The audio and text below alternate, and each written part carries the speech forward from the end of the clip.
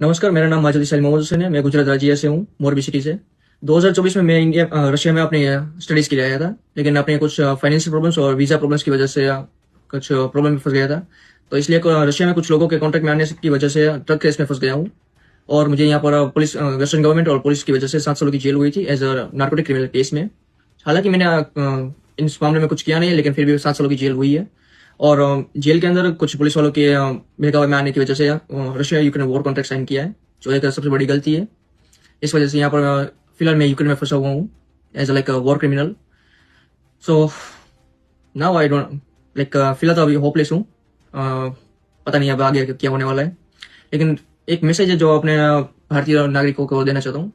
जो कोई student Russia में आ रहा है अपनी हाई स्टडीज के लिए या फिर वर्क के लिए, बी केयरफुल, बिकॉज यहाँ पर बहुत सारे स्कैमर्स है, बहुत सारे like criminal cases, like narcotic cases and another illegal cases बहुत सारे हैं। तो अपना ध्यान रखें और जितना हो सके इस एसओ से दूर रहे। और ऑल्सो लाइक अपील करना चाहता हूँ अपने गवर्नमेंट से, इंडियन गवर्नमेंट, अपने प्राइम मिनिस्टर मोदी साहब से और अपने एस जयशंकर साहब से, हो सके तो मदद करी जाए। That's all.